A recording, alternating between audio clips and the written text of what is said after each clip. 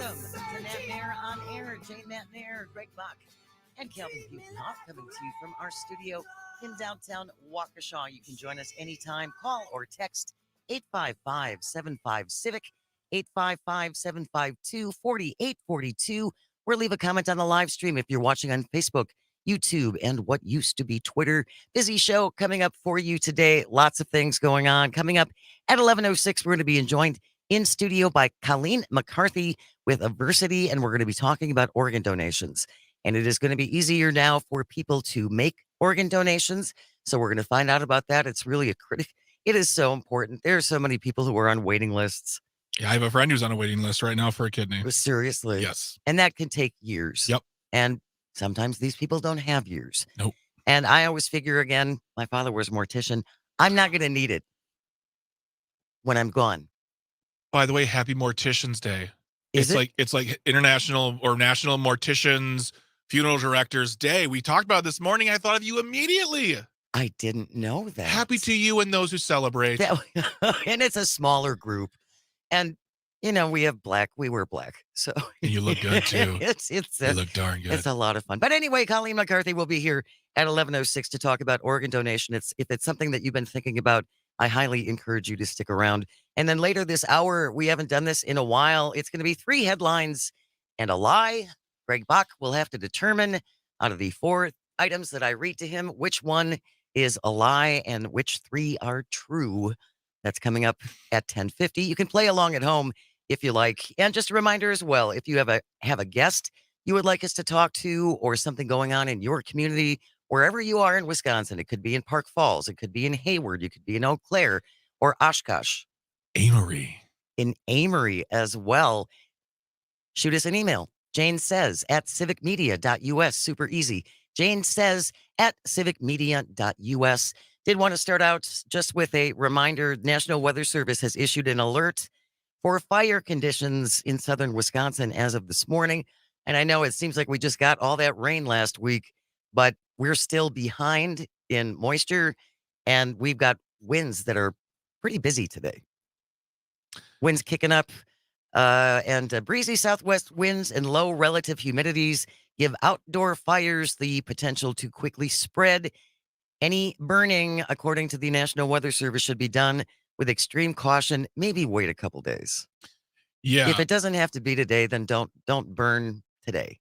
Don't burn today. I mean, I love the smell of burning leaves and grass and all that stuff, but yeah, the rain we got on Saturday was not nearly enough to come anywhere near. No. I mean, it was raining, but it was like a hard drizzle most of the day. Pretty much. Yeah. And on Friday too. So again, just a reminder, we do have high fire warnings for southern Wisconsin, at least today, according to the National Weather Service. So please just be mindful. And again, my fellow social pariahs, my fellow smokers, don't throw your butts out the window. All right.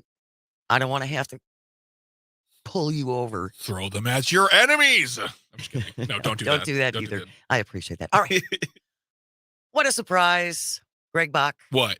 Republicans on a state Senate panel have recommended against confirming 2 members of the Universities of Wisconsin Board of Regents who voted against the diversity-related funding deal that they reached last year. I'd like a moment to in this new age of political acting we're doing.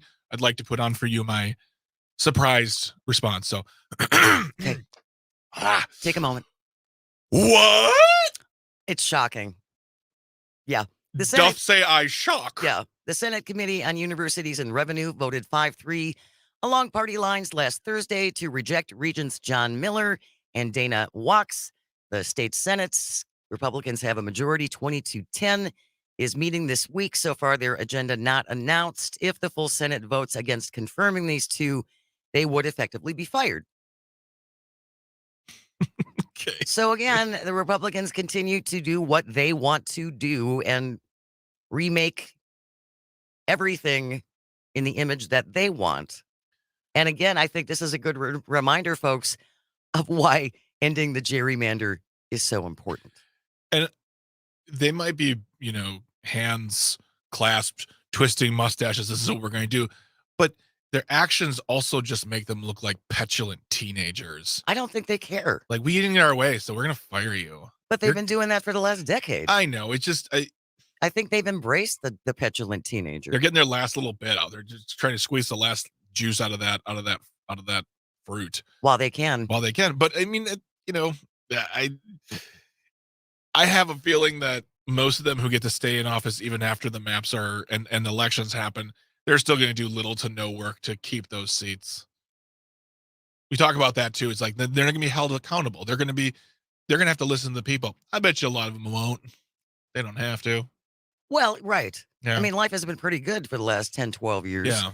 And it's been great. You get to get paid and take months-long Oh my vacations, and gosh. you don't have to be accountable to anybody. Sometimes you get to take vacations while working on the taxpayer's dime too. Out of the country, even. Out of the country to do quote unquote real fact finding work.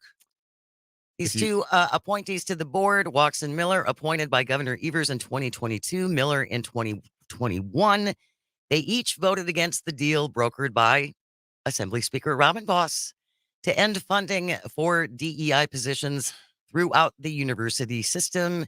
Voss agreed in exchange for pay raises for university staff and funding for UW building projects. We talked about that a little bit on Friday. That engineering building at University of Madison is finally got approval and is going to move ahead, as well as some fixes for some administrative buildings in Whitewater, where it just so happens that Robin Voss has a lot of rental properties that he rents to college students. That's right, folks. To repeat that information, Robin Voss held raises and building improvements hostage because he's afraid of diversity. I don't, and I was going to say I don't understand, but I do understand. Like you said, they're going to do what they want to do while they still can, while they still have all the power they need to just ride roughshod over everybody. Yep. And the fact that when Governor Evers was elected for the second time, even at that point, there were 150 of his appointees that they had been refusing to move on. Yeah. So again, when we talk about helping state government work and getting things done, this just seems to be more of, we don't care if anything gets done. Yeah. They really don't. And we get to sell it as if we are doing something. We're helping America and Wisconsin to be strong because your kid deserves a shot no matter where they come from, even though if your kid comes from affluency or a neighborhood or a name or other things, they're going to be just fine. 855-75-CIVIC if you want to join the conversation. 855-752-4842, or leave a comment on the live stream on Facebook, YouTube, and what used to be Twitter. Again, talking about Republicans on a state Senate panel have recommended now against confirming 2 members of the UW Board of Regents. And the reason they're doing this is because they voted against this diversity-related funding deal last year that essentially stripped all the funding for DEI, and then in exchange, they gave them pay raises that had been promised and approved. Mm-hmm. And and moved ahead with the building projects, a couple of building projects for the UW system. Yeah. Really quick, we got a text here from Scott in St. Louis. He said, "Good morning, this wonderful second day of daylight savings. I hope all you DST people are happy." I'm great. Feeling good, bathing in the sunshine. They'll be here after 7 p.m. I took a 2-hour nap yesterday. Yeah, you did. It was like, yeah, I need to go to bed. Yeah. Yeah, I guess the thing is like I've said this before to you, and I'll say it again to the people on the air. I would love to be in their heads for 10 minutes and think exactly the way they did, to try to understand why they're doing it, whether it's pure selfishness, whether some of them actually have a warped sense of idea that what they are doing is actually helping. Oh, there's certainly those people. I do believe that. Because it goes beyond logic to me. And I feel like I'm not that smart. I feel like I should be able to understand this, but it just makes no sense to me. I do think that there are people who believe that DEI is unfair and don't like it. And then there are the others who, like you say, they're doing it for political points. Yeah. And to be able to take a stance. Yeah. And again, as you said, also, Greg, we got to try and get everything done that we ever wanted to get done before these new maps come in, and we actually have to start go campaigning and explaining to people what we want to do. Yeah. And my guess is, I want to see how some of these people campaign. Like, I want to see them trying not to knock on doors. I'm sure there are some very seasoned individuals Oh, who yeah. can hold a conversation. That's fantastic. But I want to see these individuals who for the first time have to fight for what they want. And maybe they don't want it anymore. Maybe it's just a little too hard and they have to go back. Their families really need attention too. I need to spend more time with my Yeah. my grandkids. Yep. I've done this. I've given my life to the state, and now it's time for me to look to my own and take care of my own family. You've been in for one term. It is interesting to see how many House Republicans in Washington, at least, are fleeing. Yeah. They can't get out of there fast enough. And I'm and we got Joe Manchin's leaving, Kirsten Sinema's leaving. Oh, I feel like there's a bunch more. Yeah, I mean, it's going to be an interesting. This will actually be more interesting than the presidential election as far as the running, because you'll see who's running neck and neck. Like it's Trump versus Biden. It's been like that since whatever. But it was always going to be that. The only interesting thing will be is who wins. The important thing, but who runs for these available offices? What Democrat thinks, well, maybe we can take this purplish state. Mm-hmm.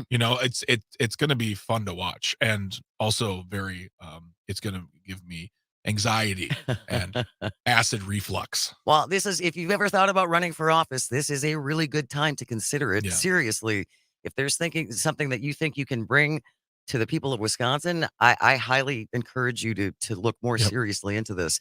Pat Kreitlow highlights people who are jumping into campaigns every Monday, right? We have there's Women Win Wisconsin on that show, where they are highlighting women who are running for office. Yeah, so everyone who's running basically now, they're going to get a spot. Stay close. You're listening to Matenaer On Air. Join us too on the Civic Media Radio Network.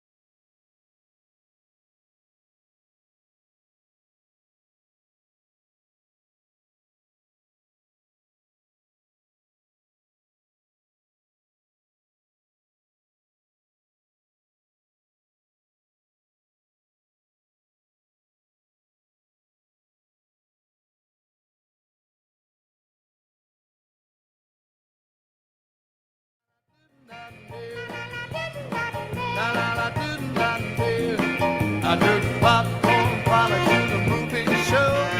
Asked her how she liked it, said she didn't know. I looked over at her, my eyes began to snap. When it sack of popcorn sitting in a lap there. Good morning. Welcome to Matenaer On Air. Jay Matenaer. Greg, Bach, Sweet Cal B on the board. Nice music pull there, Calvin. Little popcorn related song as we move on to Wisconsin's favorite popcorn king, Robin Vos. We've talked about Robin Vos, just a little bit on the show. We've also talked about this recall effort against him because supporters of President Trump believe that he did not work hard enough to make sure that Trump won in Wisconsin. Yep. And I'm surprised. It seems like they have enough signatures, the recall group. I did get a press release. The Recall Vos campaign is set to present a substantial collection of signatures to the Wisconsin Election Commission today at 11:30. And Robin Voss has gone on record saying they're going to check all of those signatures. Oh, with With a fine-tooth comb, baby. I mean, yeah. The decisive move signifies the culmination of efforts by Racine County residents to initiate a recall of Voss. A significant phase in the campaign, according to this press release, highlighting the community's drive for change in leadership. Matt Snorik is the initiator of the recall campaign against Robin Voss. Reports that over 1,300 petition sheets, which translates to more than 10,000 signatures, have been collected. They needed 7,000, was my understanding. Yep. In order to trigger 7,800. 7,800. Yeah, so almost 8,000. Yep. People of Racine have spoken with more than 10,000 signatures on our recall. They've said it loud and clear. They're tired of the status quo and demand new representation. Further explained, the catalyst for this was election security issues. However, signatories voicing a multitude of reasons for their support of the recall and their desire to see Robin Voss removed from office. You heard it there. Not Democrats doing this. But that's not what some on the right are saying. I know. Oh, there's some stuff going on online where it's like, well, the Democrats are obviously behind this. I don't think they are. Jane, you know who is behind this? The deep state? The deep state. You know who else? No. Antifa. You know who else? Oh, no. Who? The corrupt FBI. Oh. You know who else? Black Lives Matter? You know who else? Oh, I got that one right. Hunter Biden's laptop. Masterminding the whole thing. Absolutely. Yeah. It's the conspiracy theories, boy, that's got to be exhausting. I don't have time for it. I don't I feel like I grew up when I was young, a good conspiracy theory, flat earth, moon landing fake, JFK. Those were your big Sasquatch. That's not even a conspiracy theory, but those three were your great ground levels. Now they've taken it into a whole of the stratosphere where, like, when you put conspiracy theorists together, they'll start to disagree on tenets of their conspiracy theory, and you can just pull away because they're just yelling at each other. Okay. That's how far it goes now, where they're not just like, you have like three guys who said, oh, definitely, there was definitely a second gunman on the grassy knoll killing JFK. No, he wore brown pants. No, he wore black pants. They get down to that much minutia. Yes, they get down to that much minutia because they want to be right, and they need to be right with these conspiracy theories. And the fact is, it's far-right Republicans who are just super unhappy with Robin Voss because he didn't support Trump enough. Again, let's not forget he spent millions of taxpayer dollars to mount this ultimately futile effort to find fraud in the 2020 presidential election. There was no fraud. And I go back to the very beginning of that.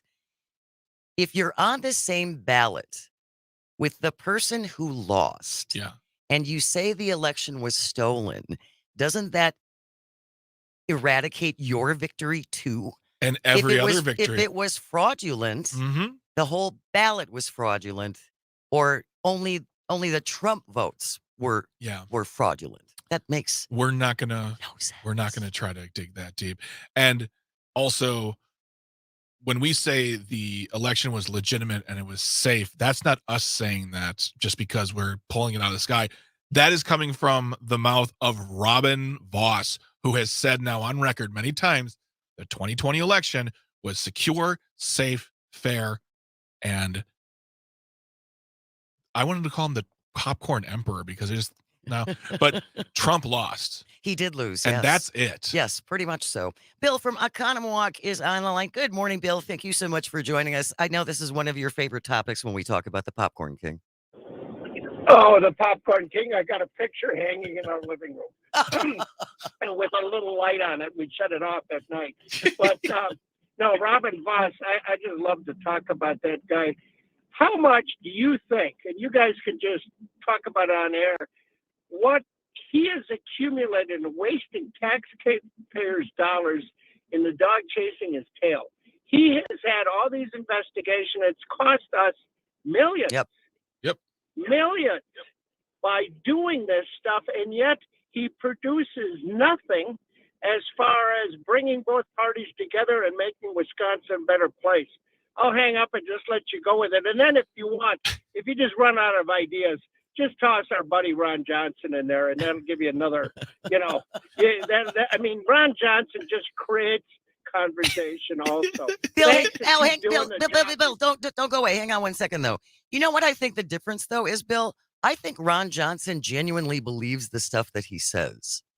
I You do. I do? do. I think Ron Johnson genuinely believes that COVID was manufactured and intended to, I don't know, do what, so we could all get ingested with microchips so the government can follow us. I do think that Rojo believes it. Don't you, Bill? Well, yeah, I get your point. Yes, I do. I know what you're saying. Ron Johnson kind of talks like with conviction when he speaks about where Ron or Voss. He looks like a cat that swallowed a canary when he's talking. But getting Bill, back to what? Well, be okay, nice. I'm just kidding. swallowed, Don't. whatever. But Ron Johnson, I think he has either more severe dementia or whatever you want to call it. But yeah, I think you're right. I think he does believe what he says. I do too, and I think that's the difference. Well, at least one of the differences between Johnson and Voss. Thank you so very much, Bill. Really, always appreciate you checking in, and thank you for listening. It will be interesting. Again, they're going to be submitting these signatures in just a couple of minutes. Yeah. So we'll find out what the next steps will be. They could have just waited. He's going to be up for re-election before too long. Well, and that's the thing I've said before is why are they doing this at all? This is a whole other conversation. Just let him go to election in the fall and run a good candidate in the primary. Instead, what you're doing is you're causing attention to come to him. And if he wins the recall, then he looks stronger in the election, and you failed twice. And wasting more so much taxpayer money. Hashtag Walker recalls. Really quick before we run out of here to get a snack, Lynn from Oconomowoc texted, and regarding what you said earlier about high fire hazard. Yes. What was the exact Yeah, term? it's like a red alert. Red alert. She said grass fire on Holiday Road south of Salesville Road. It could be seen from Highway 59, started by property owners burning a bush. Oh, so don't burn today, people. That is a real life example. Yes. Please be safe. Please be mindful of what's going on. News is on the way. Stay with us when we return. Katie Britt from Alabama getting all kinds of attention. We'll kick that around on the other side. You're listening to Matenaer On Air, coming to you on the Civic Media Radio Network. I love Pretty Polly since the day she was born. Ain't no second fiddle to a bag of popcorn. Yeah, popcorn, Polly wanna do the dirty. And when the sun goes down, take a bus in the cap, eat popcorn all the way.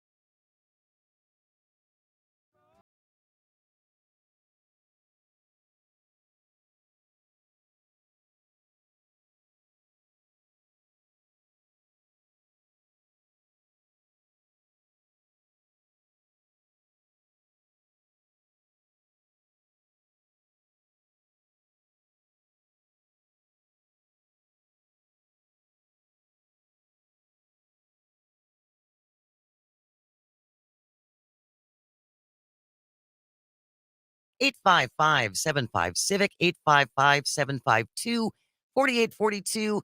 Leave a comment on the live stream. Our friends on the live stream watching on Facebook, YouTube, and the platform that Elon has ruined.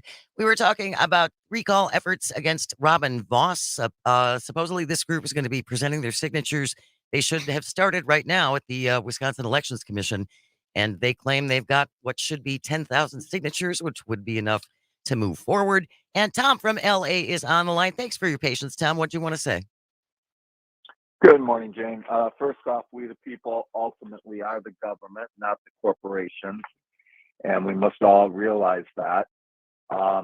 Also, we need to get money out of politics so we can truly restore government back to we the people. I just wanted to say what a disgusting loser human being the previous occupant in the White House is.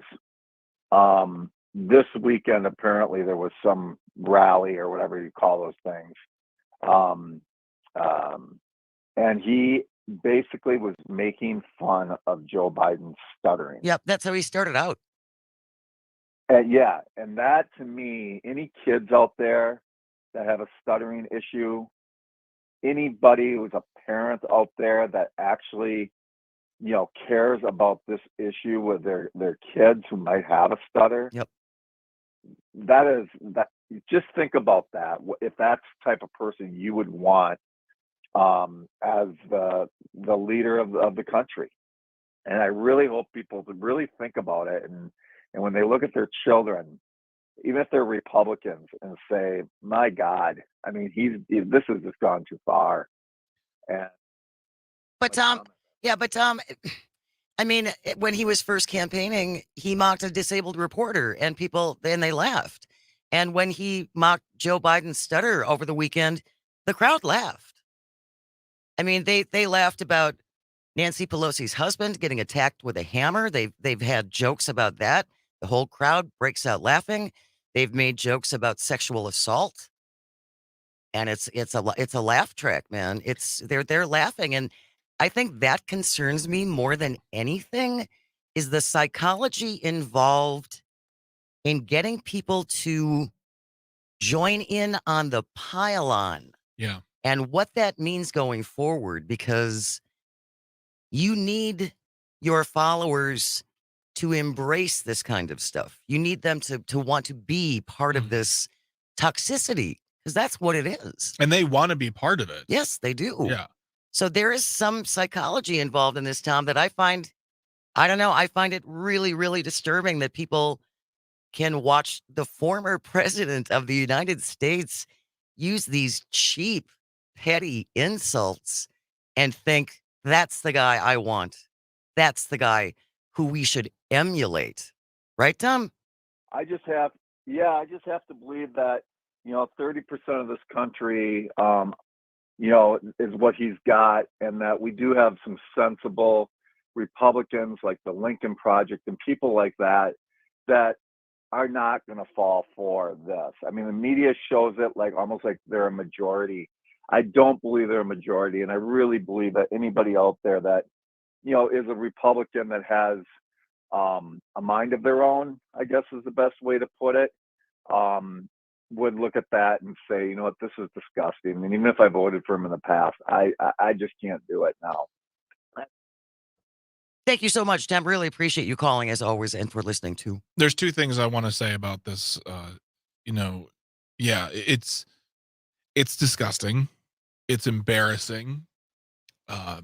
It says a lot about the person saying the words and a lot about the people laughing at it. And I don't have to respect them for anything for that.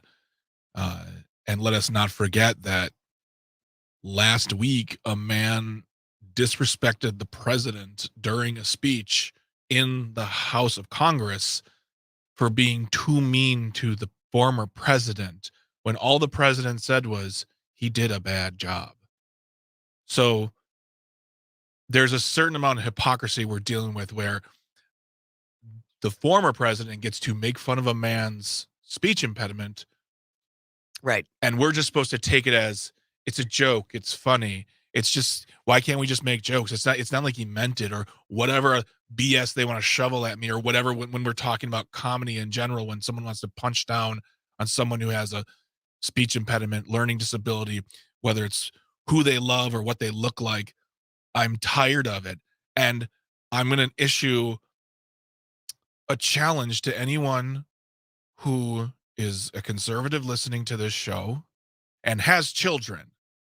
Make it make sense to me why it's okay for him to do that. And is that what you would teach your children? It's okay to make fun of kids who are different than you are. Tell me it's okay, then I'll know that it's just I'm making a mountain out of a molehill here, and it's just simply, yeah, no, it's fine to make fun of kids. It's fine to make fun of other people. They don't matter. Their feelings don't matter. Call me and tell me that's what you do and you're okay with that, and that's what you teach your kids and or grandkids. I'd love to hear from you right now. 855-752-4842.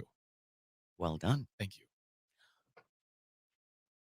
I agree with Tom that there is a much larger percentage of Republicans who do not appreciate this kind of behavior. Where are you? Well, if you're in elected office, you can't say anything because you're afraid. And that's seriously, that's what it is. And I am more than tired of hearing former Trump administration officials now talking to the media about what a mess it was working in that White House. You could have done. John Bolton is a perfect example. I mean, and he didn't say a peep. He said nothing until he wrote his book. Yep. That doesn't show courage to me. No. None of them. And where are they now? They should be all over the place. They should be all over the media. They should be all over the talk shows talking about what it was like under that administration. Like we talked to that retired rear admiral. And some of them honestly are, but they're not doing it in the interest of saving the country. They're doing it like Rear Admiral and the Brigadier General. Yep. They came on to talk about a truth and to talk about the importance of saving our elections and our democracy. And kudos to them. I'd have them on once a week to yell that from the highest mountaintop. Yep. But these individuals that you're speaking of, they're going on the paid talk shows to talk about their book and their blog and their tour, and they're running for office or this or their skincare line or whatever. Yeah. Because they don't care about it. Because at the end of the day, what happens there, what happens in Washington affects us. Oh, yeah. It doesn't affect them. They've got the money, the privilege, the power, the contacts to get out of anything they want, whether it's taxes, jail, or anything, or a speeding ticket. It comes down on us. And I don't care if you're in office and you're afraid. You're supposed to be an American, and America doesn't run. These colors don't run. And you're running from this orange melting monster. I'm so tired of it. And I'm supposed to accept it, but yet I have to stand up and say, I'm an American and I'm proud. Why should I do that? When our leaders aren't any more proud than I am? It doesn't make sense. 855-75-CIVIC if you want to call or text 855-752-4842. We're going to move on quickly because I do want to get to this because Katie Britt, senator from Alabama, made a big splash after last night's State of the Union address with her Republican rebuttal, which has been widely panned pretty much by everyone. Yeah. Even Republicans. During the rebuttal, Britt oscillated between smiling and seeming to fight back tears. She described traveling to a section of the U.S.-Mexico border and talked to a woman who she said had been sex trafficked. Now, she talked about this in her rebuttal. What she left out, though, oops. Are these key details? These might be key details. I'll write them down. In telling this horrific story of this young girl who was sex trafficked at the age of 12, Katie Britt implied that this happened under the Biden administration, and this was President Biden's fault because of what's happening at the border. Ruh-roh. Are you telling me that this might not be true? That is not true. I mean, the woman was sex trafficked starting at the age of 12. Yes. However, it was in Mexico. It did not happen in the United States, and it was under the George W. Bush administration. That seems like an important detail. Lying by omission is what it's called. I mean, I understand artistic license and changing some of the key facts to maybe convey drama, but Senator Britt, this is a bridge too far on your storytelling. I say she's getting all kinds of attention. Katie Britt, Yep. Senator Britt, supposed to be a rising star of the Republican Party. She did get some attention on Saturday Night Live over the weekend. Shocking. We were kind of expecting that as soon as she was on. Yeah. Right. Had it not been for Britt, that whole cold open would have been the State of the Union. But they were like, we'll give him like 2 minutes and we got to get to this. To the good stuff. Yeah. So here's a little bit of Scarlett Johansson as Senator Katie Britt from Alabama and her State of the Union rebuttal speech. Hit it, Calvin. I'm worried about the future of our children, and this is why I've invited you into this strange, empty kitchen. Because Republicans wanted me to appeal to women voters, and women love kitchen. I only have one note for I believe she's an Oscar winner, right? She's won an Oscar? She's been nominated. I don't know that she's won. For the Oscar-nominated actor, I'd like to just say you didn't chew the words up enough before you spat them out of your mouth. Katie Britt, like, chewed them, brought them back in, chewed them up again, then flap. If you haven't seen it, I highly, highly suggest that you Google it on YouTube. Alabama Senator Katie Britt, State of the Union rebuttal. It was so weird. It was so Stepford Wives-ish. And pretty much everyone has agreed that this was a bad audition for like the Lee Strasberg School of acting. There's nothing method about this. It was terrible. Yeah. It was just terrible. But that just begs the question again, why did they don't give it to a rising star? Give it to a stalwart, because no matter what happens, they're like, every time they give it to a quote unquote rising star, that rising star just gets bumped to the middle or the bottom, and we never hear from them again. Oh, the rising star gets extinguished. Yeah, pretty much. And if anything, if you listen, GOP elected officials in the federal level, if anyone ever comes to you and says, "Hey, do you want to do the rebuttal?" That person's not your friend, and you run to the other side of the building. Say no. Say no, and just. That's my piece of advice to you. Say no. This is going to follow her for a very, very, very long time. Gosh. Marco Rubio is so excited now he can pick up a bottle of water without having to look over his shoulder. He's no longer the one who delivered the worst rebuttal to the State of the Union address. Congratulations, Marco. Your long national nightmare is over. And I don't know, Katie's is kind of starting. I highly recommend that you go back and watch her rebuttal. It's one of the weirdest things you will ever see. You get a little tranced on it. You're like, oh my gosh, like hypnotizing. And just take your eyes off. Just imagine the Sarah McLachlan song, "I Will Remember You," playing in the background, because there's all kinds of memes going on around Twitter now too with Katie Britt and her speech. All right. When we come back, 3 headlines and a lie. I'm going to test Greg Bach. We're going to test you. Stay with us. You're listening to Matenaer On Air. This is the Civic Media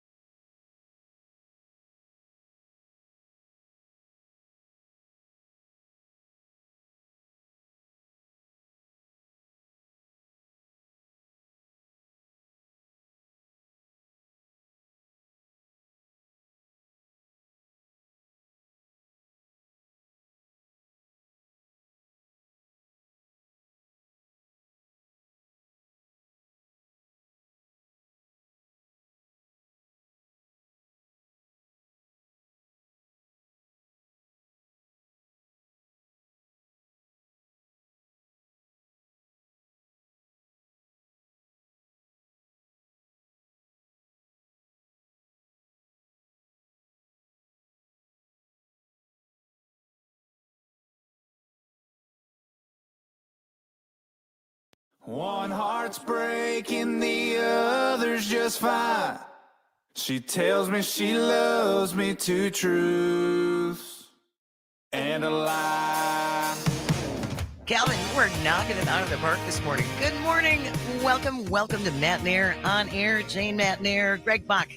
Calvin coming to you live from our studio in beautiful downtown Waukesha. Wherever you are listening around the state, you can always give us a call. Shoot us a text at 855-75-CIVIC, 855-752-4842, or leave a comment on the live stream on Facebook, YouTube, and or Twitter. We haven't done this for a while. I know. Very, very excited. 3 headlines and a lie, in which I read 4 headlines actually.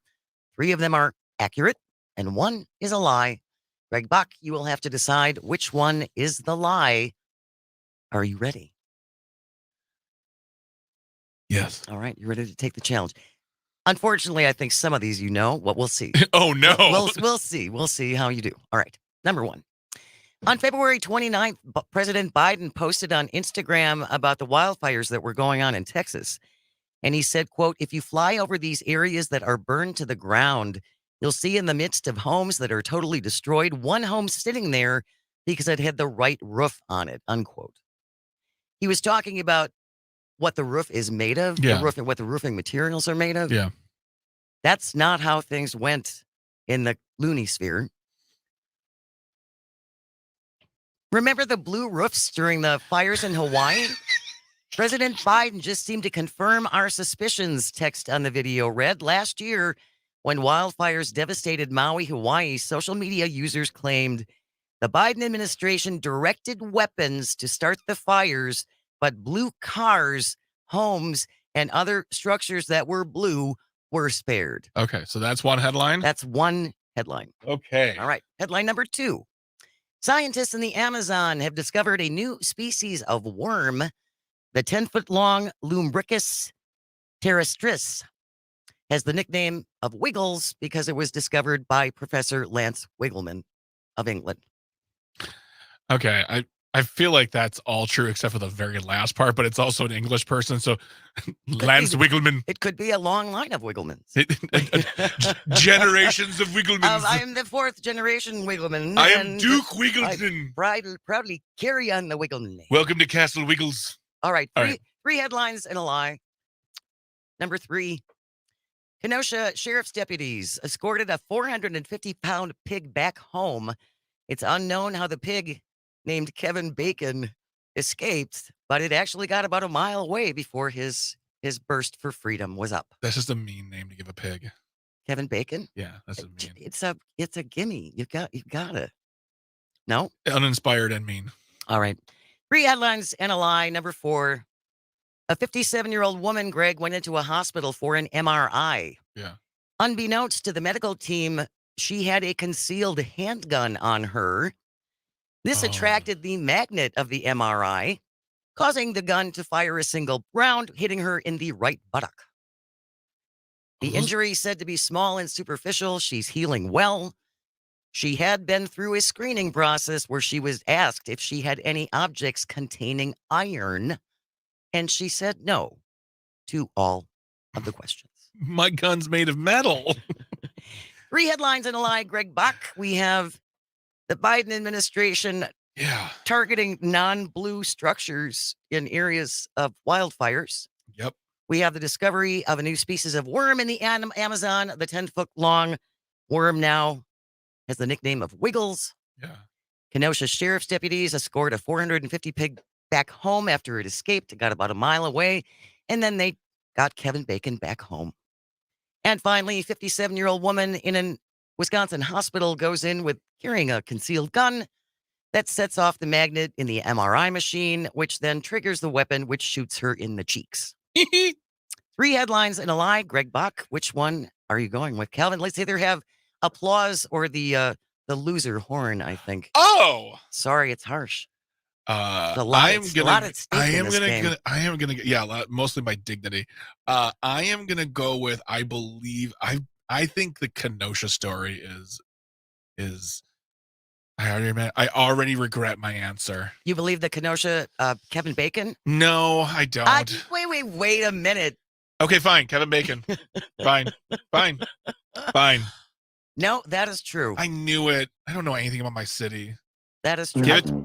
Yeah, and you live in Kenosha. I'm surprised that this hadn't crossed your. Sorry, I don't read the local Kenosha papers. crossed Calvin, your- I'll never forgive you for that. And obviously, you don't live near Kevin Bacon and his family, so I guess why would you know I'm not that? allowed near the zoo anymore. Another guess as far as which one is a lie? I think it's the gun lady. No, that's true. Good Lord. That's got to be the worm person. It is the worm person. Because I knew the first one was right. Okay, don't give me pity applause. Turn that off. Scientists in the Amazon did not discover a new species of worm called wiggles. The thing is, you gave it a really good Latin, like the Latin definite or the Latin name for it of its class. Lumbricus terrestris. Yeah, that was really good. That's actually that's a term. That was I know. Oh. Well, I Now you know. I just know you're a liar. This game just makes liars of people. I tell falsehoods convincingly. You should run for Congress. It's my face. I can't. It doesn't matter anymore. No, I can't control my face. We'll run you in Georgia next to MTG. You'll be great. I'd be sitting behind someone making a speech, and I would be rolling my eyes like there was no tomorrow.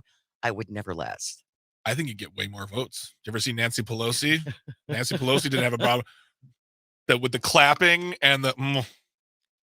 She did snark well. Exactly. She did snark well. All right. News is coming up next when we return. Very excited to have with us in studio. Colleen McCarthy is here from Versity, and we're going to talk about organ donation and how it is now easier than ever for people to sign up to become an organ donor. It's critically important, and Colleen is going to share all the information about that on the way. So stay with us. You're listening to Matenaer On Air. This is the Civic Media Radio Network. She don't smoke cigarettes. Swears up and down that there's no other guy, but I can see on her face two truths and a lie. And she don't know that I know what she's doing. And she don't know that I can see right through it.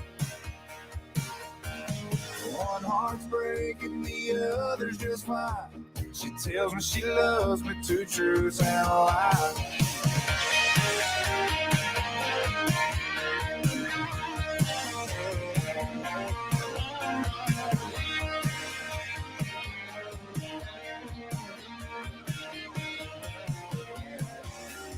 She's not hurting, I'm dying inside. I guess I'll just move on to truths and a lie. And she don't know that I know what she's doing. And she don't know that I can see right through it.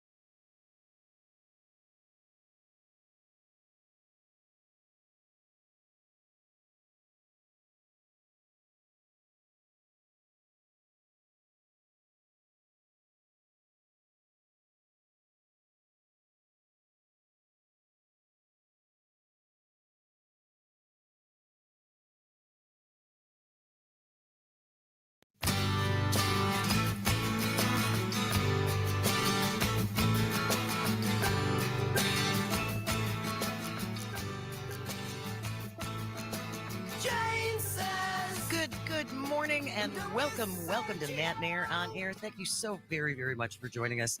You can always join the show. Call or text 855-75-CIVIC, 855-752-4842, or leave a comment on the live stream on Facebook, YouTube, and Twitter. Just a reminder to download the fabulous and free Civic Media app, and then you can listen to all the shows across all the stations all across the state.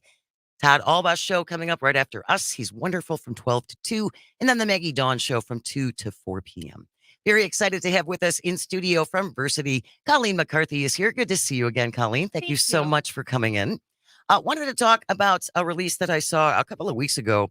Both chambers of Wisconsin legislature have passed significant legislation to allow Wisconsin residents to join the Wisconsin Organ Donor Registry. And all you have to do is opt in when you file your Wisconsin income tax form. That's pretty great. It is. This is such an amazing way to engage more people in Wisconsin to join the registry. So currently, most people, when they sign up to be an organ donor, they do that at the DMV. Yep. But your license is only renewed every 8 years. And so there's all this missed opportunity for somebody to think about organ donation. So with this bill, this now gives people a yearly reminder to think about organ donation and to, give the best gift you possibly can. Sign up to be a donor. Seriously, Colleen, can you tell us approximately how many people are on waiting lists? Yeah, there are over 100,000 people across the country Oh. waiting for an organ and almost 2,000 in Wisconsin. Wow. And those patients that are waiting, they are just desperately sick and they are so hopeful and desperate for a second chance at life. So every single opportunity that we have to promote organ donation and to inspire people to sign up, it is so important. I think a lot of people always assume that it's all hearts. Everybody needs a heart. But there's many, many, many other organs that can be used, because as the daughter of a mortician, I can say this with some authority. You're not going to need them. That's true. That's true. Just not. The majority of people that are waiting for a transplant are waiting for a kidney. And so in order to keep those patients alive, they have to be on dialysis. And that's such a difficult lifestyle Yes. to be on dialysis daily or every other day. And it's just debilitating for people. So the biggest need is for kidneys. But now that's something that people don't have to wait, right? Because we have 2 kidneys. Right, right. And so if you have 2 healthy kidneys, that's something. I'm sure there's a kidney donor registration. That might be separate, Right. right? You're right, absolutely right. It is separate, but it still is an opportunity. You can be a living donor. And, for every patient that we get off that transplant waiting list, that just only helps more people get that second chance. So there is an opportunity to be a living donor by working with your local transplant program to say, hey, I want to donate a kidney, and they will make sure that this is a safe option for you. But the other option that Versity Blessed in Wisconsin oversees is deceased organ donation. And so, it is so important that any way we can raise awareness through living donation or deceased donation is just so important. And what amazes me too, as I've talked to various people about this over the years, you can use everything from eyes to corneas to skin, Mhm. right? I Right. mean, nothing has to get wasted. Right, right. Yeah, one tissue donor can help over 75 people. And one of the main utilizations of tissue donation is recovered skin is used for breast reconstruction after mastectomy. So all Really? these women that have suffered debilitating cancer and have, breast cancer survivors, many of them can have a reconstruction surgery, and that comes from a tissue donor. Wow. Mhm. I did not know that. We just got a text from Chris in Janesville who said our close friend's son passed and was able to donate 5 organs. Wow. So important. So important. That was hard to read. Wow. Okay. Oh, and I gotta say, these donor families, that text you just got, these donor families are so incredibly generous. And, in the middle of devastating loss, in the middle of grief and crisis of losing their loved one unexpectedly, they think of others and they say yes. And that is such a gift that these families will allow their loved ones to live on in others.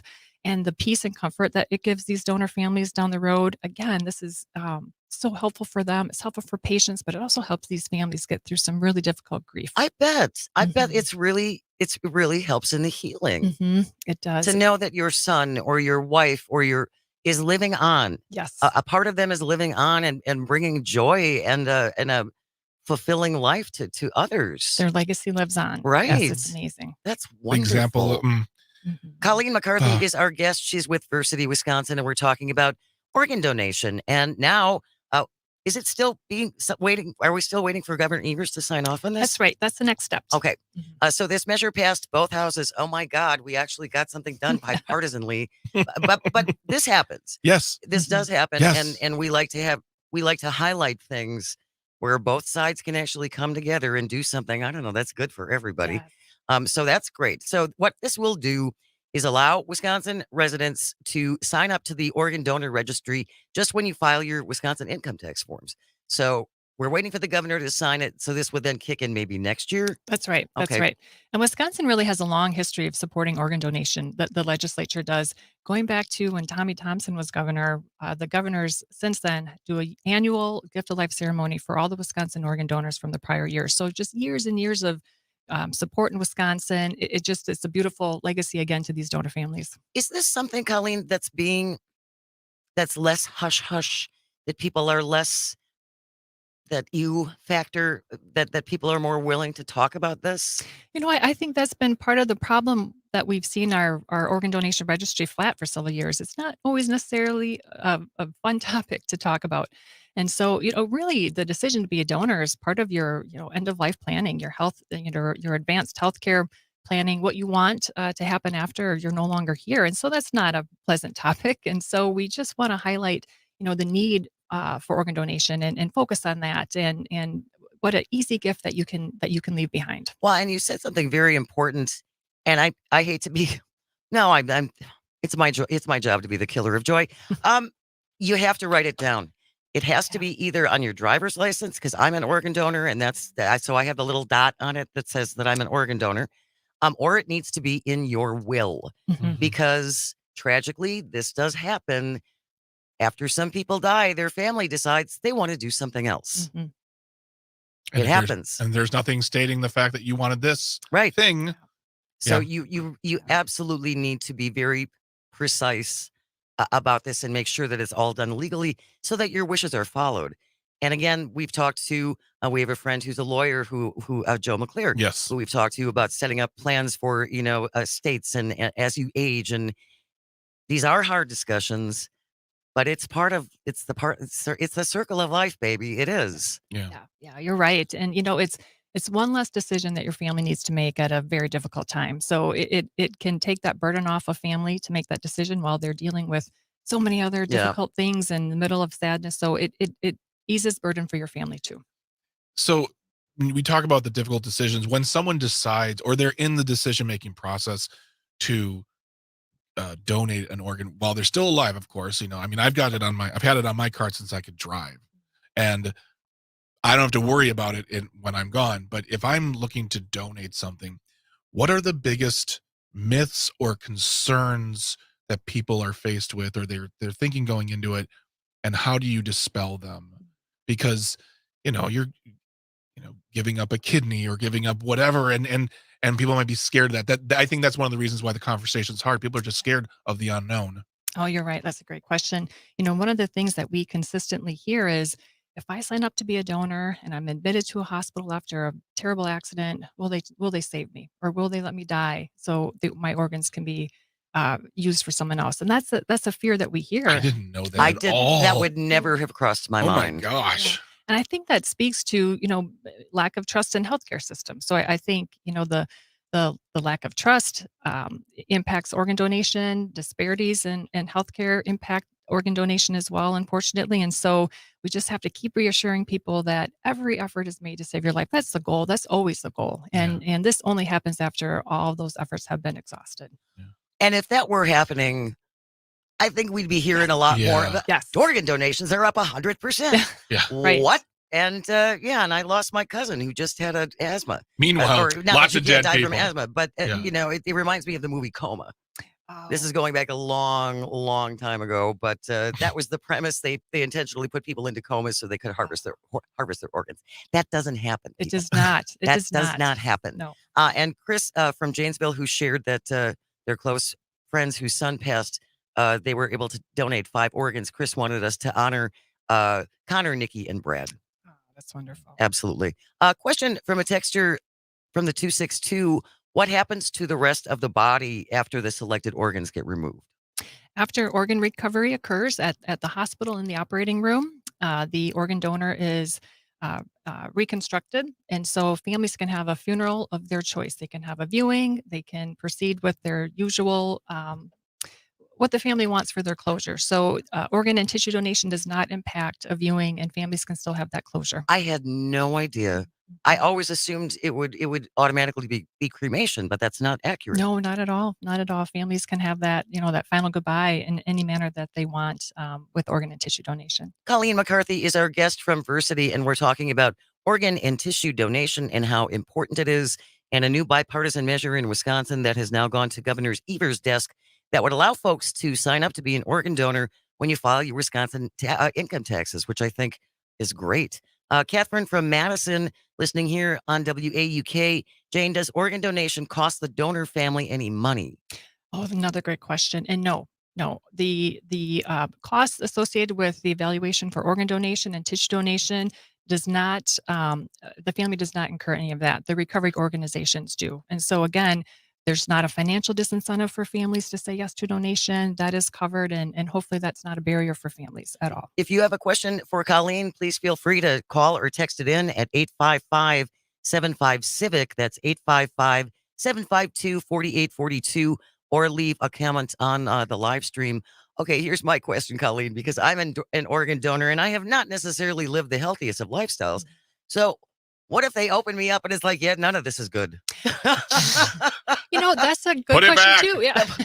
Put her back, send her away. A lot of people make assumptions that they may not be able to be an organ donor based off of their health history, but that's not the case. There's such a desperate need that patients that are waiting for a transplant can accept organs that may not be in perfect condition. Really? So, for example, we can recover and transplant organs safely that from donors that have HIV.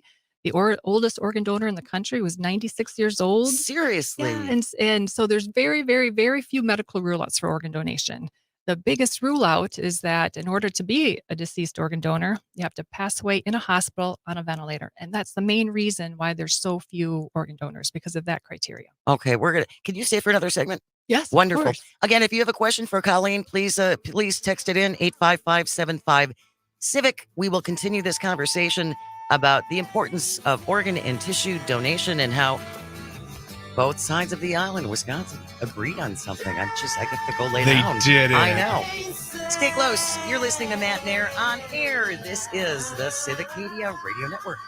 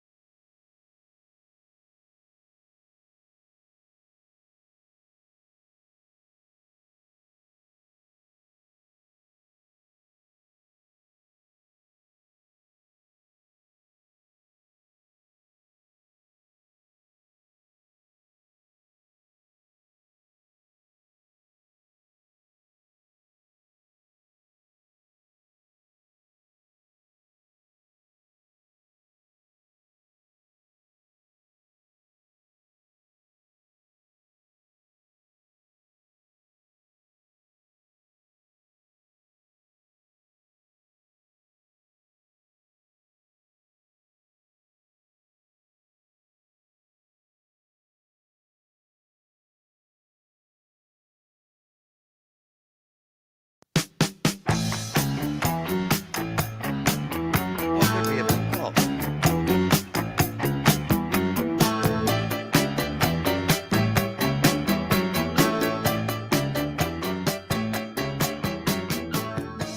Good morning.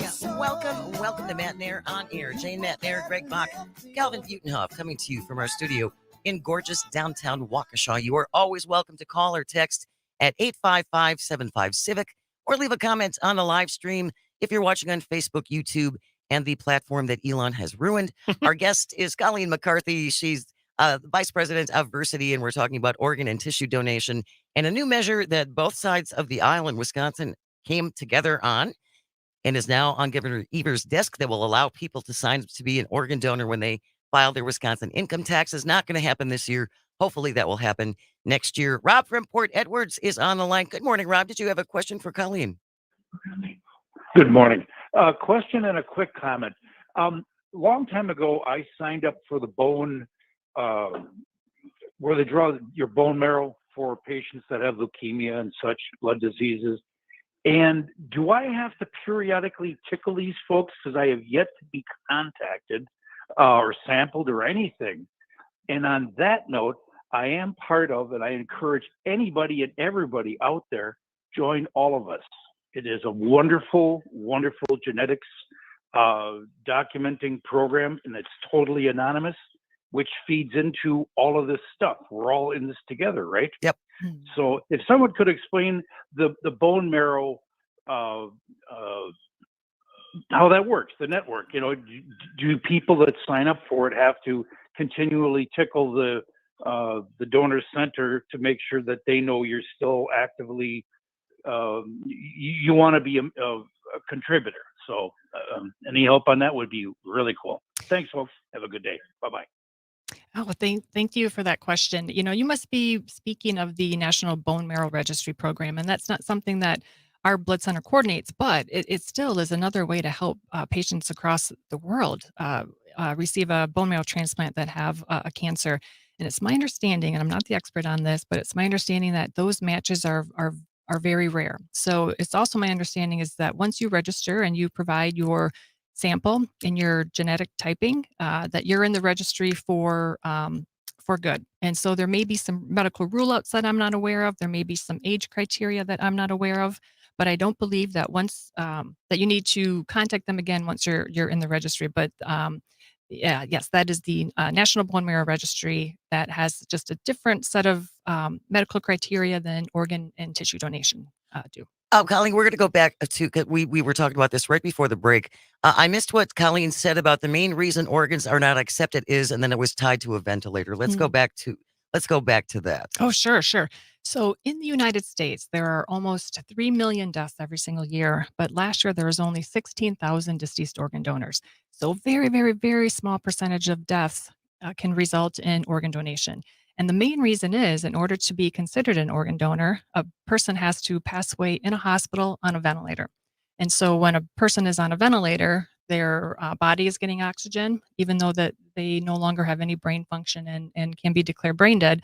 If they're on a ventilator, getting oxygen and their heart is still perfusing, that is the main criteria for organ donation. Okay. So that manner of death just does not occur frequently at all. And that is the main criteria to be an organ donor. This is going to seem like a really strange question, but can I, if I'm in the hospital and I know I'm dying and I'm really sick, can I ask them to put me on a ventilator so they can take my organs?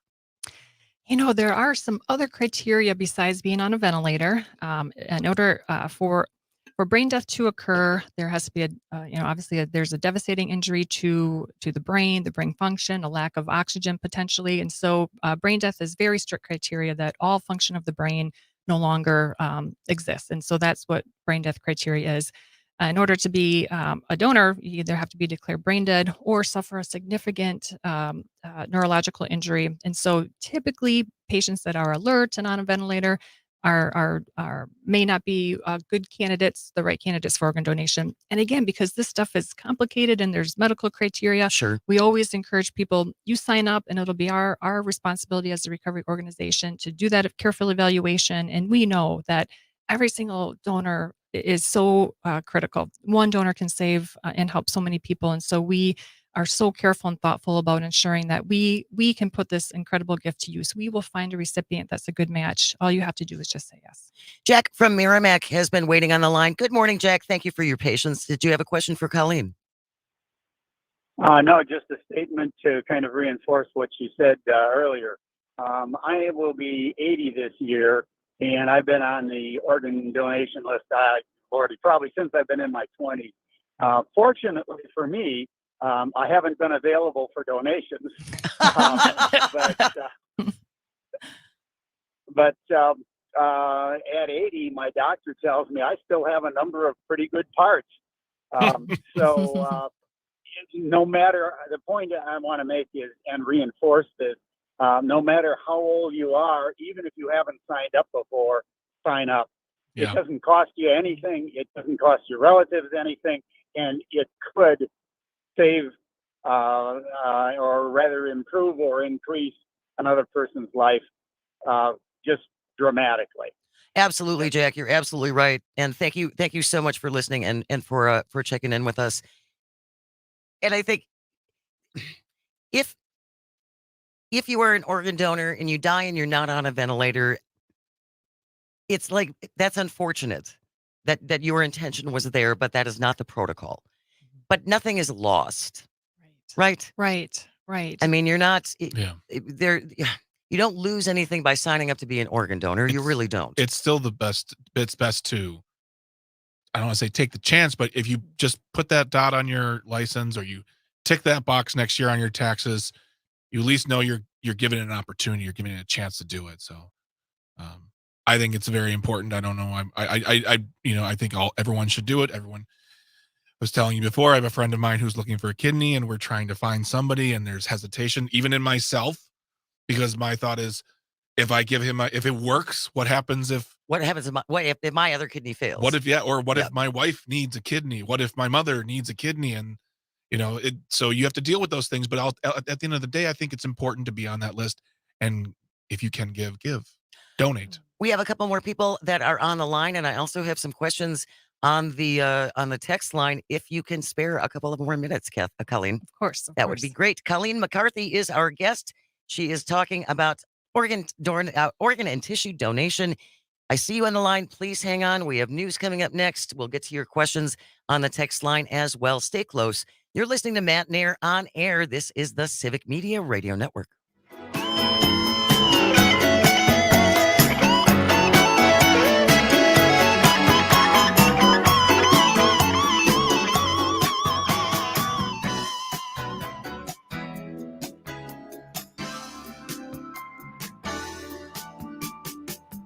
Just keep using one time to keeping my feet on the ground. So fine, I just keep using one time to keeping my feet on the ground. So fine, I just keep using one time to keeping my feet on the ground. So fine.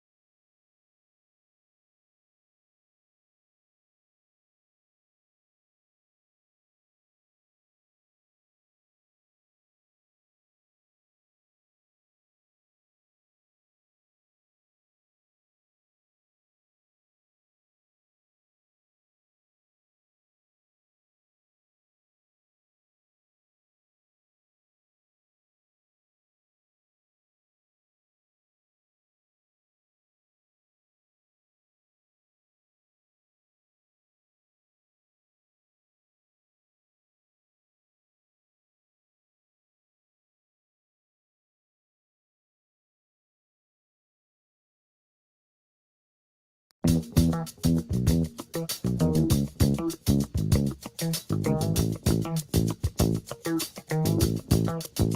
morning. Welcome to Matenaer On Air. Jane Matenaer, Greg Bach, Calvin Butenhoff coming to you from our studio in downtown Waukesha. You can always join us. Give us a call or shoot us a text at 855-75-CIVIC. Leave a comment on the live stream on Facebook, YouTube, and Twitter. Shout out to everybody in beautiful La Crosse listening on WLCX The Eagle. Thank you for joining us. That's a bad. I don't That's know. a bad eagle. And the last time we played it, somebody said that wasn't an eagle, it was a hawk. Yeah, and way to be a fun time killer, bro. No, actually, it is a hawk. So we'll have to find an accurate eagle sound effect for that. I'm gonna Sam the Calvin, eagle. put that on your list. Sam the eagle from the Muppets. There you go. Colleen McCarthy is our guest. She is with Versity, and we're talking about organ and tissue donation. And this after a couple of weeks ago, Wisconsin's congressional leaders, gosh, they agreed, and they signed a bill that will allow people to file to be an organ donor when you file your Wisconsin income taxes. Governor Evers is on the governor's desk now. Hopefully that will get signed, and then next year this will go into effect. But if you have a question about organ donation, tissue donation, here's your chance. 855-75-CIVIC, 855-752-4842. Mark from Prairie du Sac, thank you so much for your patience, Mark. Good morning. Do you have a question for Colleen?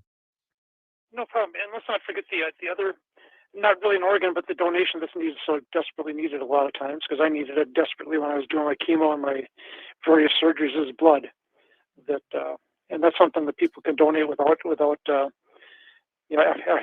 having to die to donate. Yeah. It's like you said, Mark, and you can donate pretty regularly too. Yes, you can. I'm so glad you brought that up, Mark. Every 2 seconds in the country, somebody needs a blood transfusion. So it is something that people can do now and can make a really big impact. And when we do organ transplants, the surgeons, they need to transfuse blood, especially during these liver transplants too. So, to help patients with cancer, to help patients with organ failure, many traumatic injuries, blood donation is something that you can do now. Thank you for bringing that up. Thank you so much, Mark. I believe you can donate every 8 weeks whole blood, every 16 weeks what I do, which is called a dual red, which is a longer process, but very, very helpful. And I'm going to share with the listeners and the viewers right now what someone at Versity told me when I came back. He said, if everybody who is eligible to donate blood gave once a year, there would never be a shortage.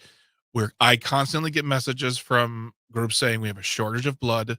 We need your help, especially in times of crisis, Yep. But on the regular, always need it. If everybody, not special blood, anyone who's eligible, if you gave once a year, there would be no shortage. Think about that. That's really something. Yeah. That is. And I know, and I think it has less to do with scared and more to do with, I don't know, I've never done it, and time. Doesn't take that much time. It can do it on a Saturday or a Sunday if they're open. If you're giving whole blood, you'll probably be there for maybe an hour. Yep. And this is not a reason to do it, but a lot of times they have some fun prizes there too. They have snacks. Oh my God. I've seen so many string cheeses there. If you need a snack, yes, go give some blood and yes. You can get a nice little snack after you donate. Cookies. Eat all those foods you're not supposed to use. Tom from Jackson has been waiting. Thank you for your patience, Tom. Did you have a question for Colleen? Well, I think she answered some of them, but I too have my driver's license endorsed. And is there anything else I need to do to make sure that I'd be able to donate? Say if I'm in a car wreck or something like that, or will it automatically happen, or is there more stuff I need to sign? That's something that's not really clear to me. Oh, good I'd question. also like to point out too is I donate blood too, but at least the Red Cross, they're very picky. If your blood pressure is over a certain point, they don't want it, which to me is amazing. Mm. Well, they probably don't want to kill you, Tom.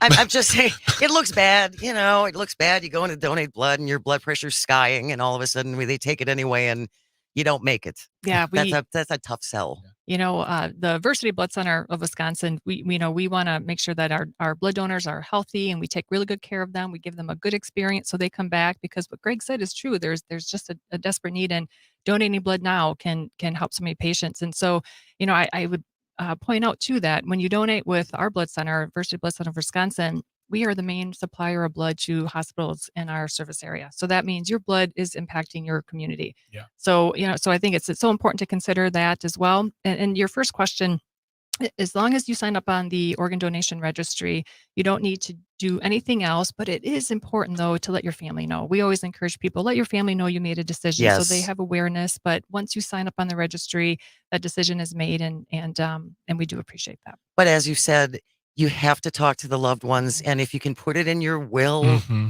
that's even better, Yeah. so that you know that your wishes are going to be followed. Mhm. Because again, sometimes people make decisions after you're gone that you might not necessarily be happy about. We did have a question on the text line.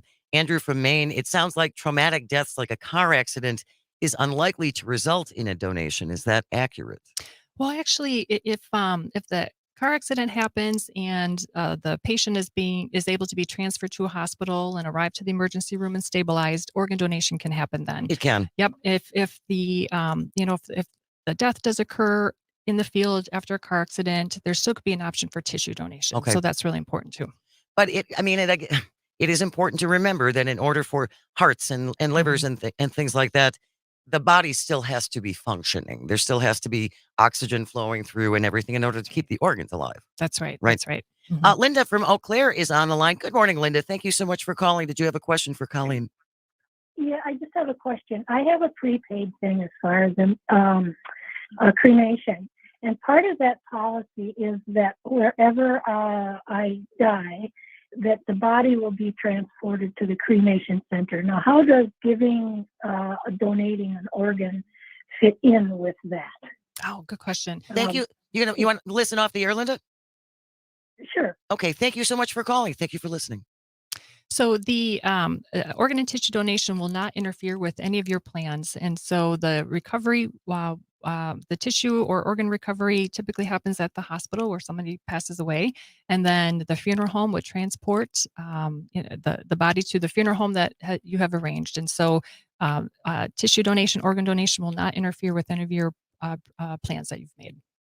855-75-CIVIC if you have a question. 855-752-4842. Good morning, Stephen from Green Bay. Did you have a question for Colleen about organ donation?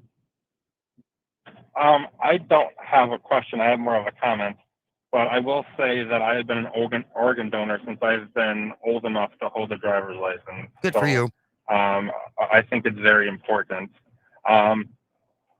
With that being said, I just want to tell you that blood donation is very important. My brother-in-law had cancer, had leukemia, and the leukemia actually ruined a lot of his platelets, so he had to get multiple blood transfusions just to live. So it's not just people that are in severe accidents. People with cancer actually need this blood as well to stay alive through their treatment. So I just wanted to share that with everybody. That's a great point, Stephen. Thank you so much. And there are all kinds of people who are fighting all different kinds of cancers, tragically. Yeah. The other thing, too, for people who have never given blood, and I've been doing this a long time, the phlebotomists are absolute pros. Mm-hmm. I swear, if you're afraid of needles, I have a sister who's afraid of needles. Nobody's like, oh, good, a needle. Yeah. But still, they are so smooth. You will barely feel a thing, and you get snacks. You look away. That's what they do. They always tell you, to look away, and I never do. I always Do you like to watch? I've been say that. Well, it's a needle. But the way you say that, because I've been doing it for so long now, I know exactly. I always tell them it's my left arm. It's right here. That's where there's the vein, the good vein, and the good vein. They're always like, there it is, and I always watch it happen. And it's a tight, and it's a sting, but it goes away, and then you're pumping away, and you're doing your thing, and it's great. And then you watch a TV show on your phone or fall asleep. The other thing about the people I've worked with now at Adversity for so long is that they're also very fun and nice. You crack a joke, they'll smile with you. They're always coming to check on you. And then they're like, go grab a snack. We're mostly about snacks here at the Matenaer On Air. We have great snacks. So I just, like I said, I cannot encourage you more to do it. Take a friend, make an afternoon of it. And then afterwards, take a friend who's never done it. Yeah, get a good meal. give some blood, wait a few hours, and then maybe sit at home safely and have a mimosa to celebrate yourself. You don't have to drink alcohol. Just drink orange juice. I don't care. But go donate blood and make yourself an organ donator. Well, what you said was so impactful, just about if every person Oh, who could donate did it just once a year, just once, friends. That's nothing. that is mind-blowing. That's nothing. That's nothing. And it's quick and it's simple and it's easy and you're helpful. I get equal parts worked up and emotional because I'm like, it's just so easy. Just do it. Calvin is our resident young person here in the building.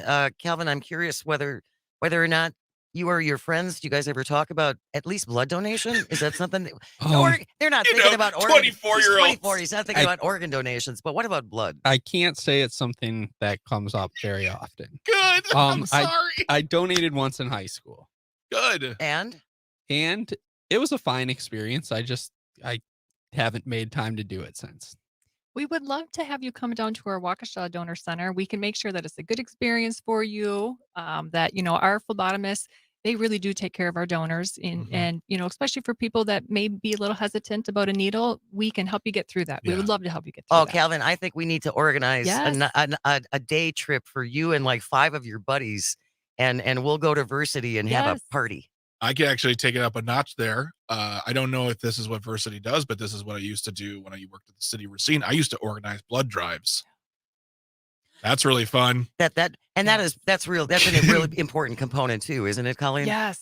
We work with, we serve our Wisconsin community, the hospitals that count on us for blood donation. We have a lot of connections in the communities, and so we can host mobile blood drives at these communities. Or the other thing that we could do is set up what we call a donor center takeover. So your company, your organization can be at the donor center, which is, wonderful facilities, comfortable facilities, and you can promote your organization with all of our blood donors too. So we can do center takeovers, or we can go to your organization and set up a mobile drive there too. That's a great idea. Two things from Andrew from Maine on the live stream. Greg, so are you suggesting that Versity could offer snacks for organ donations to help increase the number of kidneys in inventory? No, I'm not saying any of that. That sounds wholly illegal and unethical. So I'm just going to say, if you go donate blood, they'll give you some cookies or some juice or some fruit snacks or cheese. I go for the cheese every time. And then finally, and I love this idea, can Calvin donate live on air? Calvin. No pressure, our RCP, resident young person, or RYP. I'll have to start working on my hydration levels because that is a problem for me. Oh, you're saying squirt isn't an official hydration level? Squirt does not adequately hydrate you. Colleen, we're just about out of time. If anyone would like to find out more about registering or just about Versity or donating blood, where can they go? We'll put it in the show notes after the show's over. Oh, wonderful. Please visit versity.org to learn about our blood donation and organ and tissue donation. And then if you want to sign up on the registry in Wisconsin, you can go to donatelifewisconsin.org. Well, again, we'll put all of those in our show notes. It takes about an hour and a half to get those posted after the show ends. Colleen McCarthy from Versity, thank you so very, very much for your time. Wonderful. It has been wonderful. Thank you. Thank you so much for bringing this topic to discussion. And I would really like to thank 2 people that have made this bill possible. First, I'd like to thank Senator Joan Ballweg and then also Representative Angie Sapik. The leadership that those 2 have displayed and all the leadership of the legislature and the Department of Revenue to make the tax bill come to this far in the process. We are just so grateful for their support and really appreciate it. It's going to save lives. Thank you for getting things done on behalf of all Wisconsin. That's wonderful. All right, stay close. When we return, a little Oscars talk. That's on the way. This is Matenaer On Air. You're listening to the Civic Media Radio Network.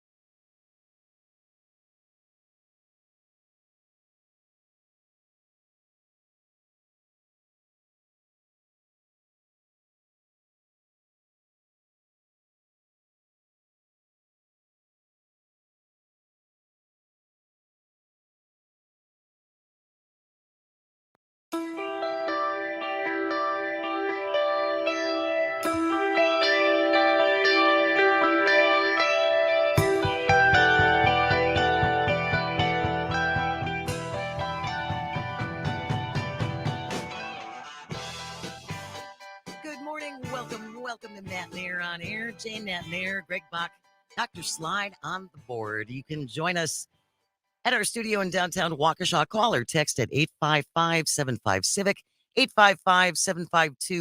855-752-4842. Leave a comment on the live stream. They have their own party going on over on the live stream.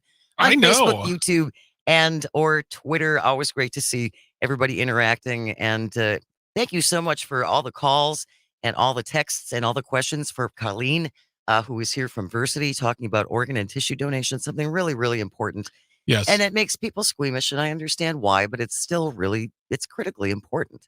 You know, It is. honestly, if you can somehow get over the squeamishness, talk to someone who's done it before. Like I said, go with a friend. That's how I started. Blood donation. Blood donation. You're talking about not organ donation. Oh, an organization. Yeah. I'm sorry. Blood donation. Go with a friend. Have some fun. Get a treat. Get a snack. And it's, yeah. All right. We're going to talk about the Oscars quickly in the moments that we have left. I dipped in and out, and then today I got to see a whole bunch more of the acceptance speeches. I missed this, though. Al Pacino announced the Best Picture winner. Great. And I have major respect for Al Pacino and his work as an actor, but we have to stop putting him on live things. He's just a little lost. The rule is, if you can still have a baby, you can give the awards away at the Oscars. Yeah, well, he can still do that. He announced the Best Picture winner without naming all the nominees. He couldn't be bothered. I think he was confused. I really do. I think he was confused. He's gone to this awards. They've given him the trophy before. He's not new to this. I don't know. I saw him at the Golden Globe Awards a few years ago, and he was getting the Lifetime Achievement Award. I thought they were going to have to get a hook. I mean, get him off the stage. Jeez. I think that comes with a lifetime of being revered as the greatest in your field, where nothing. I think here's a few things. One, he's a man. Two, he was at one point a very handsome man. Three, very good at what he does. One of the greatest actors of the past 50 to 75 years. Yep. You're given sort of an unfettered freedom to kind of do whatever you want as long as you're not a monster. True. So when you do have that freedom, you kind of do whatever you want with unfettered freedom, and you get Al Pacino in his early 80s, which has turned into this. He could play Tim Burton's grandfather. You're right. He could, especially with the hair. Yeah. So here's some of the winners from last night. Best Picture, Oppenheimer. Never heard of it. Emma Stone got Best Actress for Poor Things. Apparently, the zipper on her dress broke as she was walking up the steps. Oh, poor thing. Best Actor, Cillian Murphy for Oppenheimer. Best Director, Christopher Nolan for Oppenheimer. Yeah. Best Supporting Actor, Robert Downey Jr. for Oppenheimer. They just cleaned up. Yeah. And Supporting Actress, you were very happy about this. Davine Joy Randolph from The Holdovers. Such a good movie. There was also something that happened last night that was kind of a throwback to an earlier Oscars from 1974. So, Calvin, let's play the clip of David Niven at the Oscars from 1974, just as he was about to make an award announcement. Is a very important contributor to world entertainment, and someone quite likely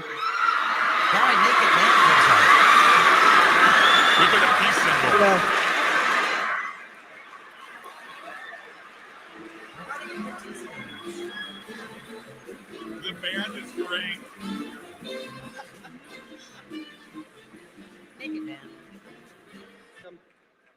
That was almost bound to happen. But isn't it fascinating to think that probably the only laugh that man will ever get in his life is by stripping off and showing his shortcomings.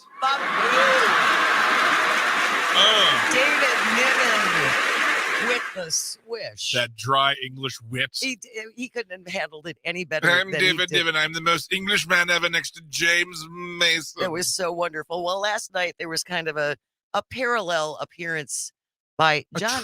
A tribute, shall we say, to the streaker from 1974 involving Jimmy Kimmel, who was the host, and John Cena. Let's take a listen to that. Can you imagine if a nude man ran across the stage today? Yeah. I said, can you imagine if a nude man ran across the stage today? Wouldn't that be crazy? And here comes John Cena. Jimmy. In the What? nude. I can't come there. I'll do the thing. What's going on? You're supposed to run across the stage.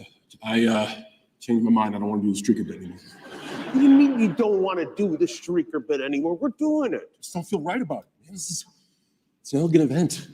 You know, honestly, you should feel shame right now for suggesting such a tasteless idea. Oh, it's supposed to be funny.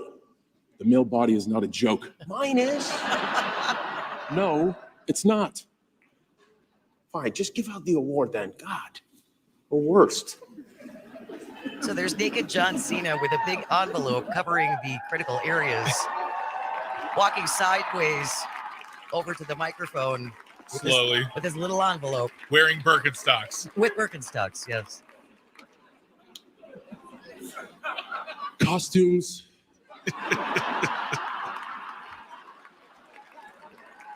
They are so important.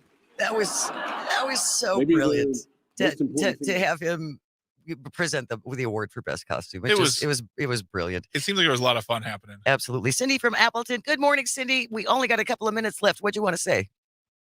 Well, I just want to say the best part of last night was when Jimmy Kimmel answered the supposed Trump text with, "I'm surprised you're up because it's way past your jail time." Yep. Oh, yeah. Kaboom! Ba-boom! Thank you, Cindy. Appreciate it. Yes. Jimmy Kimmel for 3 from the field. That did happen as well. Of course, the former president could not stop himself from insulting Jimmy Kimmel in the job that he was doing. And so Kimmel saw it happen live. So, yes, he came back with a little bit of that. A quick update earlier in the show. I asked people to call in and justify why the president should be able to make fun of people with speech impediments. No one has called yet. That's the president making fun of a man on live television, too.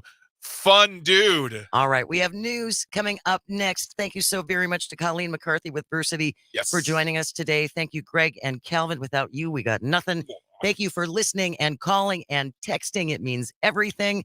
And I hope you find some joy today and you have the chance to share it. Stay close. News is next on the Civic Media Radio Network.